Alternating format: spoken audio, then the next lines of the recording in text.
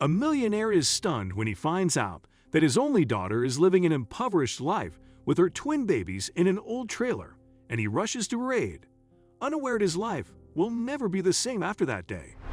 Before we continue, please take some time to subscribe to Dailydose, like and share this video with your friends. As Ben Doyle sliced the steak on his plate and took the first bite of the tender meat, a clinking sound broke the pin-drop silence in his gigantic mansion. He picked up the TV remote and tuned in to the state news channel, as he always did. Every evening, Ben ate dinner alone while he watched the news because he didn't have a family. His ex-wife, Cindy, had left him years ago and taken their only daughter, Leah, with her because he was a nobody back then. At the time, Ben was working odd jobs and trying to start his own business, but all of his endeavors were failing. Cindy wanted a good life and was done with him and his struggles, so she divorced him and married a rich man. Ben's finances were not stable, and he couldn't win Leah's custody, but he loved her and sent her gifts on her birthday every year. Years later, when Cindy's husband received a work transfer and the couple relocated to a different state, Ben lost touch with Leah. He tried calling Cindy to find out where she was, but Cindy didn't return his calls or texts and even forbade Leah to have any sort of communication with him whatsoever. All alone, and with nobody to love him, Ben's only focus became his work. He worked day and night until he became a millionaire. But though he had money, fame, and a comfortable lifestyle, Ben didn't see the point in all of it when he didn't have people to love him. He arrived home every evening, and there was no one to welcome him. He ate dinner alone while watching TV, then went to bed, woke up the next morning, and returned to work. This was not how he had imagined his life to be. That day, while Ben was watching TV, the news channel was running a report on women empowerment. The reporter had interviewed women from different strata, including the underprivileged, and Ben was not interested in watching any of it. Is that all they got to show us now? Don't they have something better to report? He grumbled as he picked up the remote to change the channel.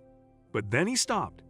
He stopped because he couldn't believe his eyes and the fact that the reporter's next interviewee was his daughter. Good Lord, Leah? Ben's eyes teared as he watched the report, which mentioned his daughter was living in an old trailer with her twin babies. What is she doing there? How can she just? Ben noted Leah's address flashed at the bottom of the screen, and the next moment he knew. He was in his car, feeding the location into Google Maps. What was Leah doing in town? Didn't she move with Cindy to a different state? Why was she in such a terrible condition? Ben felt like his head would explode with his countless questions. He drove as fast as he could, and moments that seemed like hours later, he was right in front of the trailer. It was evening, and he couldn't see the trailer very well owing to the darkness, but he could still make out its shabby condition. His tears didn't stop as he knocked on the door. A couple of minutes later, Leah answered the door and was shocked to see him. "Dad? Oh God, what happened to you? And how did you?" Ben hugged Leah tightly. "What happened to you, Leah? What are you doing here?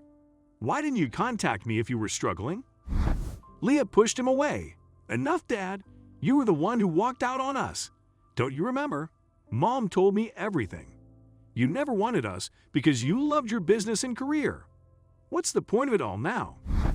"Is that what Cindy told you?" Ben was shocked. "Do you really believe that?" "Of course, I believe Mom.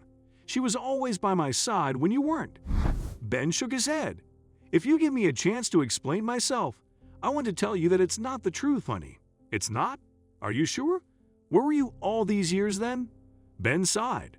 "Can I please take a seat before I start? I'm exhausted." Leah opened the door wider without uttering a word and let him inside the trailer. Ben spotted the twins sleeping in an old bed in the center of the small space, and he felt terrible. "Before I tell you my side of the story," he said, sitting on a stool, "I hope you take all those negative things about me out of your head. The truth is, Leah, when you were 10, your mother relocated to a different state with you. She never allowed me to contact you. Every year, I would send you gifts, and gifts." Leah interrupted him. "What gifts?" Ben sighed. "So she didn't let you have those presents?" "Here," he showed her pictures on his phone. "Every small memory about you is saved on my phone. The pictures we took, the presents I sent you, everything. I look at it whenever I miss you.